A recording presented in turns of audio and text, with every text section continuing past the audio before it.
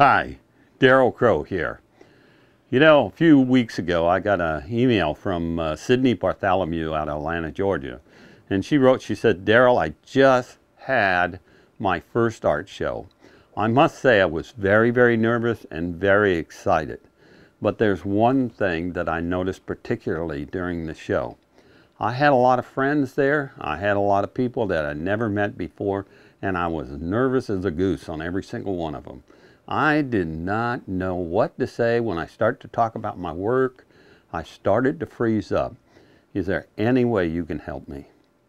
And you know, Sydney, you just kind of brought a smile to my face because I started remembering the very first time I went on a sales call. If it hadn't been for my sales manager there, I'd probably still be at that sales call some 40 years later with my mouth wide open and nothing coming out. You see, it's not uncommon to freeze up when you first get started. But you know something? Let me give you a little hint. Your job there is just simply to be the artist. You're just there to be yourself and to answer questions. The art's going to sell itself. Your job is just simply to make it easy for them to purchase from you. Even today, professional sales reps forget that their main purpose is not to make you buy something. Their main purpose, their only purpose, is to make it easy for you to buy them. Nobody wants to be sold. I really got to emphasize that. Nobody wants to be sold. I don't want to be sold a bill of goods, and neither do you. So when you're up there, remember that. When you're talking to people, remember that. Now, we've all been on car lots, and we know how car salesmen say, well, you know, I'm Joe Blow from this car dealership, and if I get the right price for you today, are you ready to buy? What nonsense, okay?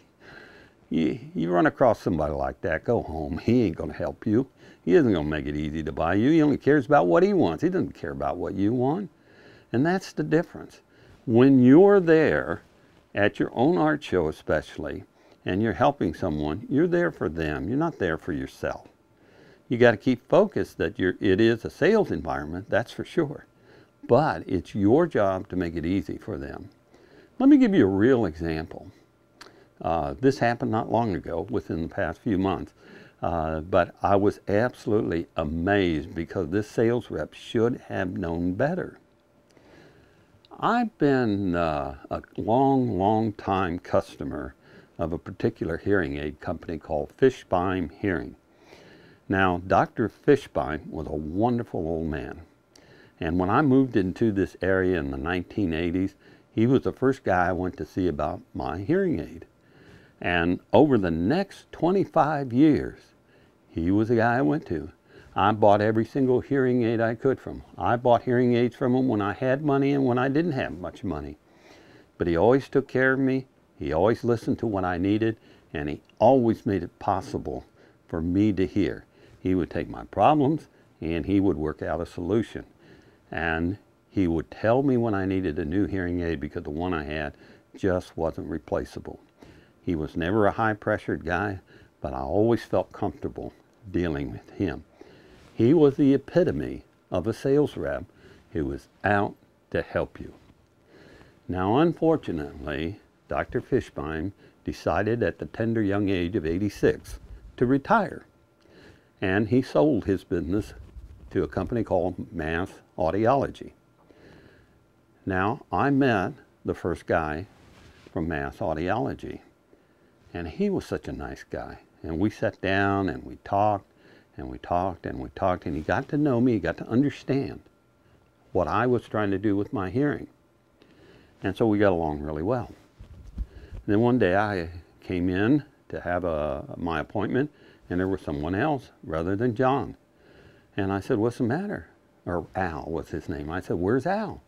And they said, well, unfortunately, Al had a heart attack last week and died. So besides the shock of that, I was dealing with someone else. Well, that someone else said to me, how's your hearing aid working from the repair? And I said, it's terrible. And he goes, well, what do you mean? And I told him what the problem was. And he says, well, that doesn't seem right to me. And I said, I know, that's why I made this appointment. And he says, well, I don't know anything about hearing aids, how they work. I just, you know, we'll have to send it in. In the meantime, let me sell you a replacement set. And I said, I don't want a replacement set, I want these fixed. And he goes, well, we don't have loaners, we don't use loaners, so you need an alternate set. And I said, wait a minute, why would I need an alternate set? And he says, because it only makes logical sense. You have your main hearing aid set, and you need an alternate set in case the main one breaks. And I said, wait a minute, a hearing aid is $4,500. Are you trying to tell me that I need a $4,500 spare that I use once every 6 years? And he said, absolutely, it makes perfect sense. I said, makes no sense to me. And he told me to get out of his office and never come back. Now let me ask you, you think he's ever going to get a sale from me? Of course not. He made it too difficult for me to do business with him. He was not interested in my problems. He was not interested in what I wanted.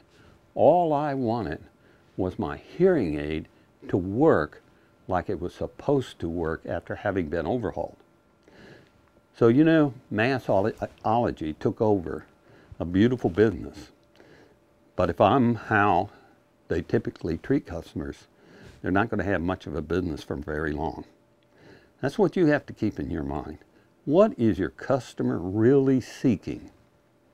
What does your customer really want to hear from you?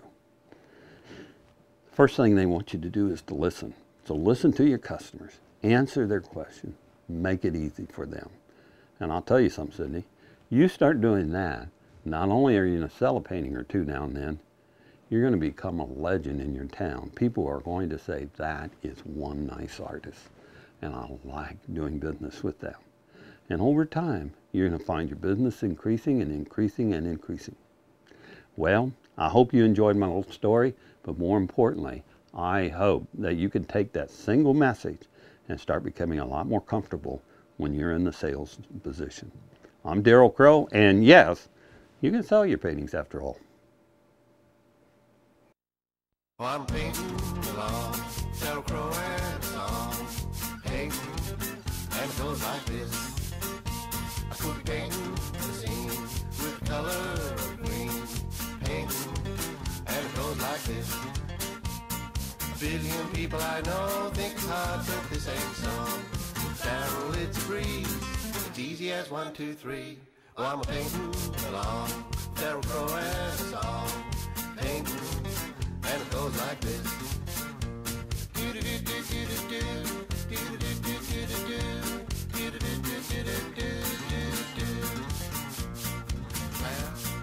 Clouds on a mountain, a river and some trees, rocks in a brook, it's easy, can't you see? Well, I'm painting along, Darrell Crow and a song, painting.